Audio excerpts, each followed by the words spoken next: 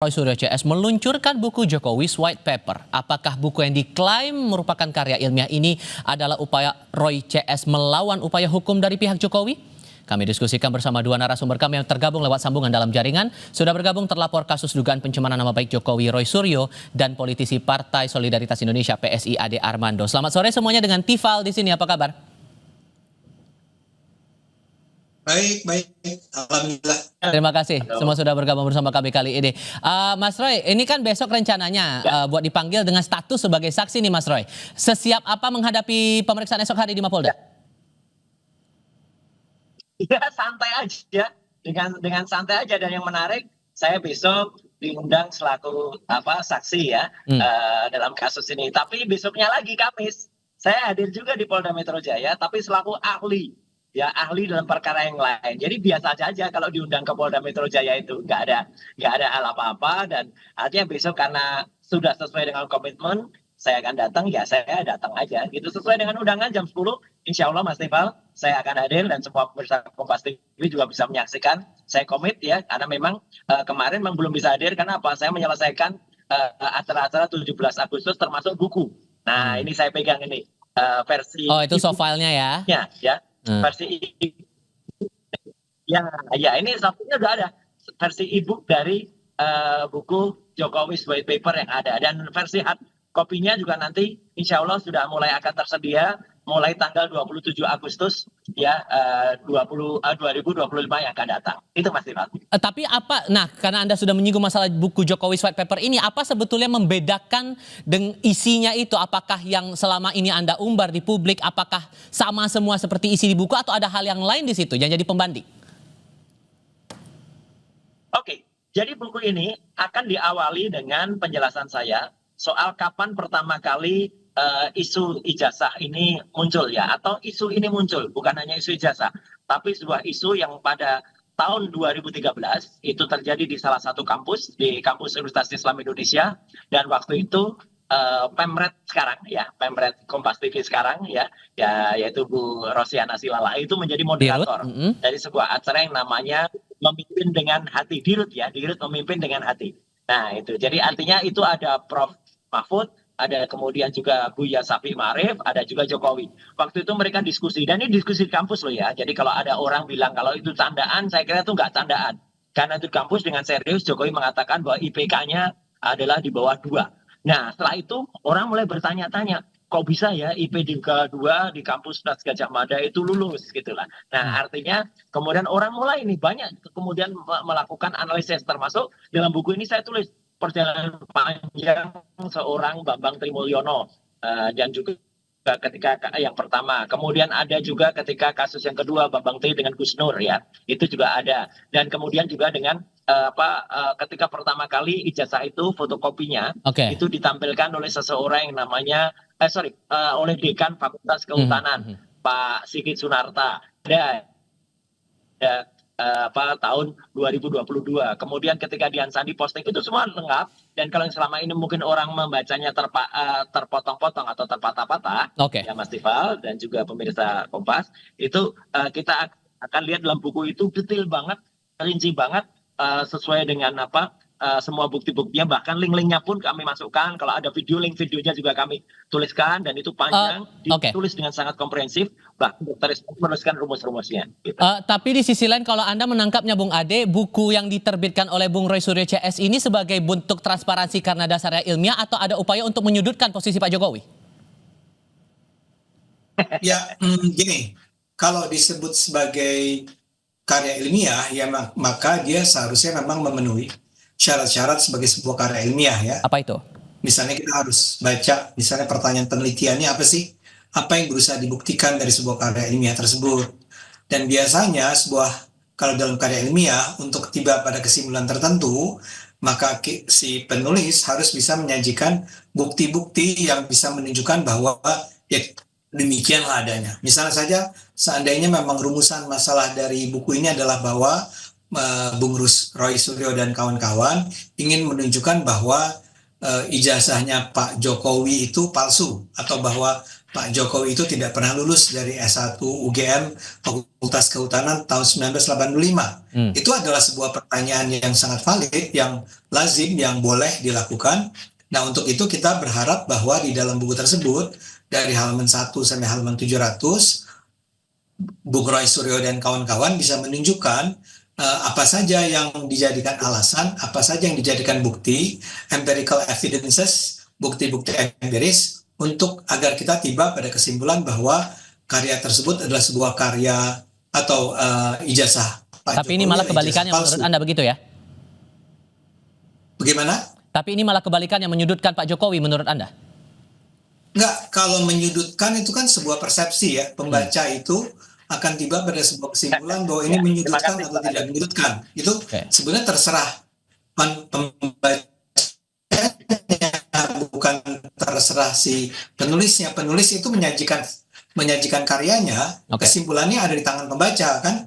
Nah, saya hanya ingin mengatakan karya ilmiah itu beda dengan laporan jurnalistik misalnya ya. Mengingat Bung Roy ini kan orang komunikasi juga. Kalau laporan jurnalistik kan lebih ke deskripsi tentang apa yang sudah terjadi ya. Dilaporkan, di cover, diliput gitu ya, tentang pada tahun sekian terjadi ini, pada tahun sekian terjadi itu, pada tahun sekian terjadi itu, tanpa kemudian memang ada kewajiban bagi sebuah laporan jurnalistik di ujungnya untuk tiba pada sebuah paparan atau analisis mengenai bukti-bukti yang mereka ajukan. Oke, yang kami juga mau konfirmasi, sorry saya potong Bung Ade. Kalian mau konfirmasi juga begini, karena kan PSI sudah mengeluarkan pernyataan juga ya, karena buku ini di soft launching saat itu di Kompleks UGM awalnya, tapi kemudian ada dari pihak penyelenggara acara, kemudian membatalkan event yang dibuat oleh Bung Roy Suryo CS, dan PSI mendukung sikap UGM itu karena dianggap penyelenggara acara dinilai tidak transparan sejak awal, tuduhannya begitu. Apa sebetulnya yang Anda tangkap atau Anda ketahui soal ketidakterbukaan pihak Roy Suryo CS terhadap UGM ini? Saya tidak tahu persis karena saya tidak mengikuti langsung apa yang terjadi saat itu di UGM ya. Apa alasan UGM sampai kemudian meminta agar itu dipindahkan tempatnya ya.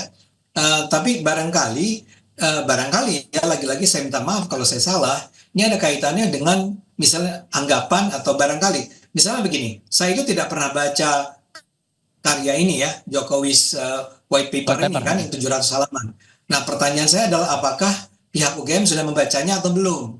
Bisa saja kan kalau ketika mereka sudah membacanya dan mereka menganggap kalau ini tidak bisa memenuhi syarat-syarat sebuah laporan ilmiah, dan itu tidak pantas dilakukan.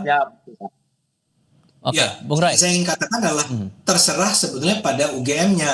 Nah, PSI itu tidak merasa bahwa perlu untuk misalnya menyudutkan Bung Roy Suryonya, tapi menganggap bahwa apa yang diputuskan UGM itu adalah sesuatu yang adalah hak mereka untuk melakukan itu kan terjadi di wilayah mereka ya. Nah, Bung Roy, UGM punya kewenangan atas apapun yang terjadi di wilayah mereka. Asas keterbukaan ini yang diragukan, gimana menjawab itu?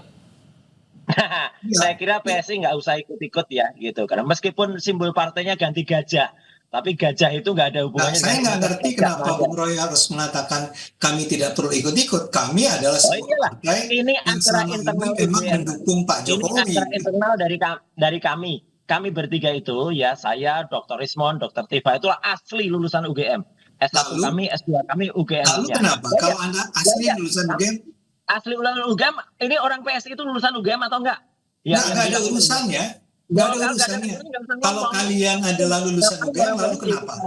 Ya nggak ada kepentingan kok ngomong nih, ember aja, ngawur aja bikin ngomong. Ini urusan internal UGM. Urusan internal UGM ya, Anda juga sebenarnya nggak berat lagi ngomong, masih TSK kok ngomong gitu loh. Jadi artinya kan komisaris mulai kembali ke pertanyaan saya Mas Roy, ini ya ada keraguan lagi dengan buku yang Anda buat dan teman-teman itu, gimana ngejawab itu? Dan kemudian harusnya masih TSK lagi, ini kayak persis kayak Bung Roy, kembali ke pertanyaan saya, itu menjawab keraguan itu gimana caranya? Kembali ke persoalan. Jadi artinya ini urusan internal UGM, urusan kami, dan izin untuk penyelenggaraan acara itu sudah keluar. Kemudian DP sudah diterima oleh pihak UC, University Club. Ya, tiba-tiba ada intervensi orang-orang yang nggak jelas, ya, pakai tangan-tangan setan ya. Jadi ada petugas kepolisian kemudian melakukan intervensi dan tiba-tiba diberitahukan dibatalkan dengan menggunakan WA. Ini nggak anu juga, sama sekali tidak sopan dan akan ada nanti pihak yang menggugat UGM. Melakukan itu. Ya. Oke, dan makanya Ini kami wilayah juga UGM. mengadakan acara di Siapa kafe yang Anda? kafe itu kafe umum yang biasa dan nggak ada soal, dan nyatanya acara itu diselenggarakan dengan baik dan seluruh Indonesia sekarang, seluruh dunia juga bahkan sekarang mulai melihat nih, beritanya menyebar. Sebuah acara di kampus yang tiba-tiba kami membayar tempat itu, kami membayar sewanya, dan kami pesan makan minum, tiba-tiba dimatikan listriknya, tiba-tiba dimatikan AC-nya. Ini kan jelek banget secara demokratis. Iya, secara demokratis banget Bang Ade. Ini tidak demokratis. Iya, itu adalah hak UGM untuk menentukan apa yang boleh dan tidak boleh terjadi. Kasar kampungan ya, apa yang dilakukan UGM dan akan ada gugatan nanti. Ya, kalau kemudian ada yang protes dengan isi buku ini, Mas Roy, dan kemudian ada mungkin saja kemudian ada Pak Jokowi merasa tidak suka atau ada keberatan dengan isi buku itu dan kemudian ada dituduh melakukan fitnah, Anda siap nggak menghadapi itu? Oh iya, kalau keberatan dengan isi buku, ini negara demokratis, Mas Tifal. Silahkan tulis buku juga, gitu loh. Di mana-mana orang keberatan dengan tulis buku. Keberatan dengan seminar, bikin seminar lagi, gitu loh. Ya kan, keberatan terus ngomong-ngomong nggak jelas, gitu loh. Gitu, apalagi dengan dengan kemudian lapor ini negara apa gitu, lopar lapor, dan saya malah melihat nih Mas Tifal, kalau di pemerintahan Pak Prabowo malah justru terjadi sesuatu kayak zaman Resting Soeharto dulu ya. Orang bikin buku, bahkan orang baca buku itu kemudian dikriminalisasi. Nah ini buruk banget ya gitu yang terjadi. Jadi kita lihatlah persepsi masyarakat juga ini tagar berada di semua sosial media bahwa namanya ada launching soft copy soft launching, kemudian tiba-tiba lampu dimatikan. Sisi lainnya, oke. Saya sebagai lulusan asli UGM menyesal sekali gitu loh sikap UGM kayak gini. Tapi ya biarlah masyarakat yang menilai. Kita kembali ke kasus hukum atau proses hukum yang berjalan di Mapolda, Bung Ade. Kalau Anda cermati, ini kan status hukumnya sudah naik ke penyidikan. Bung Roy Suryo dan beberapa pihak yang terlapor sudah jadi saksi di sini. Menurut Anda ada kemungkinan tidak buat mereka naik status jadi tersangka atau ada tersangka lain di balik ini? Jawabnya nanti, kita jeda sebentar. Kami segera kembali.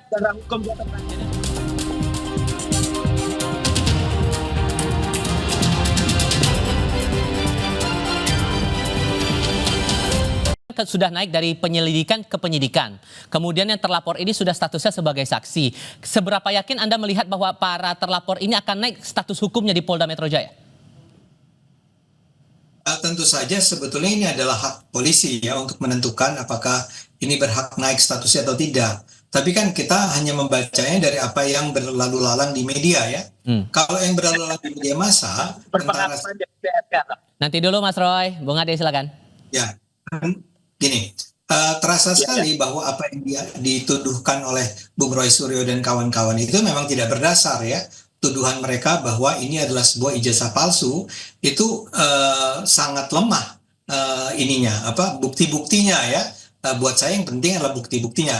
Nah, kalau memang sudah lemah bukti-buktinya dan bahkan ketika Bung Roy diminta untuk tarik aja deh pernyataannya, minta maaf, tapi beliau menganggap bahwa itu tidak akan mereka lakukan karena mereka merasa sangat yakin bahwa ini adalah sebuah ijazah palsu, maka itu adalah hak mereka. Nah, sekarang tinggal polisi kalau mereka memang menemukan bukti-bukti yang menunjukkan bahwa pernyataan yang berisi tuduhan bahwa ini ijazah palsu itu adalah sesuatu yang benar adanya, bahwa memang pernah dinyatakan oleh Bung Roy atau oleh Bung Risman atau Dr. Tifa, maka wajar sekali kalau itu dinaikkan ya menjadi para tersangka di pengadilan ya. Tinggal di pengadilan itulah kemudian dibuktikan bahwa benarkah sebetulnya tidak pernah ada yang namanya ijazahnya Pak Jokowi. Kita hormati saja proses hukumnya. Bung Roy, ini posisinya terancam nih sedikit banyak ya? Ya nggak apa-apa, itu pengalaman pribadinya Bang Ade kan, pernah TSK kasus penodaan agama, terus kemudian memang pernah SP3 tapi kemudian dipraper jalan lagi TSK. Nggak apa-apa ya gitu. Ini ngomong apa ya ini? Itu dengan teman-teman. Anda tuh ngomong apa ya? Dan kasus apa ini? Ya, jangan membohongi rakyat. 2015 Anda sudah TSK ya. Kasus kemudian apa? Tiba-tiba kasusnya diberhentikan. Kasus apa? Kasus pencemaran, penodaan agama. Apa? Penodaan agama jelas betul. Nanti malam saya ungkap. Kasus apa? Gitu. Oke, coba balik ke pertanyaan saya tadi. Bung Roy, Bung Roy, fokus ke pertanyaan saya tadi, ayo. Kalau UGM itu memang berani dan tegar. Kemarin itu santai aja gitu. Kalau mereka memang benar bahwa ijazah Jokowi itu benar, ya mereka nggak usah ngeributin ada orang meluncurkan karya ilmiah tentang buku, ya, dan buku itu sangat ilmiah 700 halaman, dan kemudian kami tulis dengan kaidah-kaidah, ada jurnalistik, ada edukatif, dan juga ada juga kajian Dr. Tifai tentang behavioral neuroscience, ya itu clear banget gitu. Jadi artinya boleh kita lihat ya nanti pada saat perjalanannya itu di penyidikan, kalau penyidik itu jujur, kalau penyidik itu dia memang benar-benar menggunakan hati nurani, ya itu akan terbongkar dan seluruh rakyat Indonesia akan melihat ya bagaimana mulai dari kasus yang sangat memalukan kemarin ya, penyabotan ya atau pembegalan diskusi di UGM ya, sampai dengan besok akan terbongkar semua, dan UGM pun juga akan melihat ya. Dan kemarin banyak banget dosen yang datang di acara diskusi itu, di acara launching itu, mahasiswa juga banyak, dan mereka mostly sepakat ya dengan apa yang ada. Dan ada satu ahli yang kemudian kemarin dihadirkan oleh pihak lawan, diam aja, dia nggak bisa ngomong apa-apa, malah Bung Ade, pergi aja dia. Bung Ade, menurut Anda bukti apa yang tidak terbantahkan dari kasus ini menurut Anda? Ya, saya nggak tahu, mereka ini sangat ngotot bahwa ijazah itu palsu. Tapi mereka sendiri juga mengaku tidak pernah melihat ijazah tersebut. Dan itu mau dibuktikan. Ya, nggak akan ada orang yang berpendidikan akan tahu, Mas Tifal. Ijazah yang benar tidak akan keluar. Tahan dulu, Mas Roy. Saya kasih kesempatan Bung Ade dulu. Bung Ade, silakan Bung. Ya, karena begini ya, Anda kan Bung Roy dan kawan-kawan berulang kali bilang, apa salahnya sih Pak Jokowi itu menunjukkan ijazahnya? Artinya beliau, Bung Roy dan kawan-kawan tidak melihat ijazahnya. Makanya mereka menuntut Pak Jokowi untuk menunjukkan ijazahnya. Nah, buat saya ini logikanya kan terbalik-balik.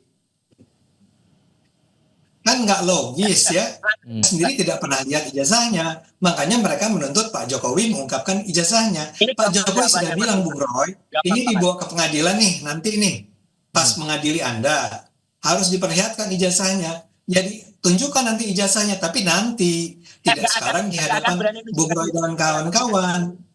Oke, Bung Roy. Iya, gini. Jadi orang yang pernah kuliah, apalagi Bang Ade ini kan pernah dosen. Saya dulu pernah ngajar bareng sama dia ya gitu. Jadi artinya kita tahu lah, seseorang yang mau lulus itu kalau mau terbit ijazah itu pasti timbul karya terakhir, karya ujiannya. Kalau itu S1 yaitu adalah skripsi. Kalau itu S2 yaitu disertasi. Tesis. Kalau S3 yaitu disertasi.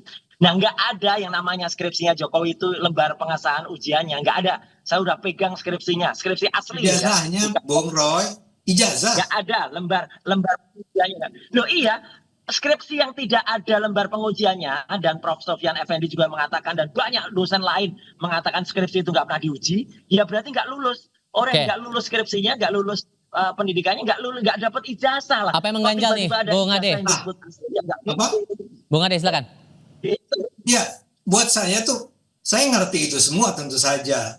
Apakah dia KKN, apakah dia lulus kuliah, IPK-nya berapa, buat saya itu nggak penting, tapi kan tuduhan dari Bung Roy dan kawan-kawan adalah ijazahnya palsu, ya. Nah sekarang yang harus ditunjukkan oleh Bung Roy dan kawan-kawan adalah bahwa Pak Jokowi tidak pernah punya ijazah, dan ijazahnya palsu. Kasus pidana itu yang mempunyai kekuatan pembuktian itu jaksa, ya. Jangan salah, kasus pidana itu yang memiliki kasus Anda ini, kenapa Anda capek-capek sampai skripsinya seperti apa, IPK-nya, KKN segala macam? Karena yang terpenting adalah ijazahnya itu asli atau tidak. Itu yang mau dibuktikan. Ijazahnya palsu, udah pasti ijazahnya palsu kalau skripsinya palsu. Anda bisa menunjukkan bahwa ijazah itu palsu dari mana? Mungkin ada ijazah. Oke. Tapi persoalannya gini, sorry, saya potong dulu. Saya salah dulu, Bung Ade, karena begini persoalannya. Dalam pemeriksaan kasus ini juga dipanggil Abraham Samad gara-gara podcastnya membahas soal ijazah Jokowi. Kemudian hari ini ada pemeriksaan juga YouTuber, ada pemeriksaan wartawan. Menurut Anda ini bentuk keseriusan polisi atau jangan-jangan ini bagian dari pembungkaman orang berpendapat, berekspresi? Karena ada pandangan begitu juga. Oh iya. Bisa aja orang punya pandangan apapun mengenai polisi, ya terserah orang masing-masing ya. Yang terpenting adalah yang saya ingin tunggu nih ya, misalnya dalam kasus Abraham Samad. Abraham Samad tuh pernah bilang apa sih mengenai Pak Jokowi, sehingga dia sekarang menjadi salah satu pihak yang mungkin menjadi terlapor dalam hal ijazah Pak Jokowi. Ya. Kalau dia sekedar jadi pemandu podcast. Lanjut Bung Ade, silakan. Bung Abraham, misalnya gini, kalau Bung Abraham Samad itu sekedar jadi pemandu podcast, kemudian dia bertanya pada Bung Roy Suryo, dan Bung Roy Suryo lah yang bilang bahwa itu ijazahnya palsu gitu ya, maka Abraham Samadnya nggak bisa disalahkan dong. Makanya saya pengen tunggu nih dalam pemeriksaan ini apa yang sebetulnya dijadikan alasan bagi polisi untuk memanggil Abraham Samad atau memanggil siapa orang-orang lain tuh ya, ada Egy Sujana dan macam-macam ya. Tapi kalau sampai keluar pernyataan dari siapapun yang mencemarkan nama baik seseorang, misalnya dia itu pembohong, dia itu pembuat ijazah palsu, atau ijazah dia itu ijazah palsu. Padahal ijazah tersebut digunakan oleh Pak Jokowi itu sejak pemilihan wali kota, gubernur, dan presiden. Bayangkan. Jadi kalau itu dituduh bahwa dia sebetulnya menggunakan ijazah palsu, itu kan tuduhan yang sangat serius. Wajar kalau Pak Jokowi kemudian melaporkan adanya penistaan atau pencemaran nama baik dia. Nah, buat saya, yang terpenting nih sekarang kita tinggal nunggu ya. Saya sendiri belum baca kan bukunya Pak Bung Roy. Belum baca. Kita juga belum lihat kan. Terakhir saya kasih pemeriksaan atau nanti pengadilannya. Kita lihat aja apa yang dipersalahkan pada Bung Roy, pada Iva, pada Bung Rismon, pada Abraham Samad, pada Egy Sujana misalnya, kalau memang dia juga salah satu yang terlapor, ya Bung kita Roy, lihat. Singkat saja, begini, Bung Roy, begini, pertanyaan saya terakhir ini karena ini sudah meluncur bukunya, soft launching, tapi kemudian Anda akan diperiksa di Polda besok hari, apakah ini peluncuran buku ini bagian dari manuver Anda untuk kalau suatu saat status hukum Anda akan naik? Nggak ada hubungannya, nggak ada mau periksa besok sebagai saksi atau lusa saya sebagai ahli di kasus yang lain ya, di Polda juga ya, nggak ada hubungannya dengan buku ini ya. Buku ini murni ilmiah, kapanpun bisa kita terbitkan, kapanpun bisa kita lakukan ya, nggak ada hubungannya dengan Jokowi gitu loh, dengan pembahasan dengan kasusnya Jokowi. Kalau buku ini memang kita harus membongkar ya segala kepalsuan yang ada pada orang yang pernah tiba-tiba menggunakan ijazah yang tidak jelas nggak ada skripsinya itu palsu. Tiba-tiba jasa. Yang kedua adalah Abraham Samad, saya komentari sedikit Bang Ade. Pemeriksaan Abraham Samad itu juga salah ya. Abraham Samad itu diperiksa untuk peristiwa di Lokus dan Tempus itu tanggal 22 Januari. Itu Abraham Samad belum ngapa-ngapa tanggal 22. Jadi Polda ini juga nggak profesional. Besok akan saya jawab semua itu pada saat pemeriksaan. Bung Roy, Bung Ade, terima kasih banyak sudah berdiskusi bersama kami kali ini. Sehat selalu semuanya.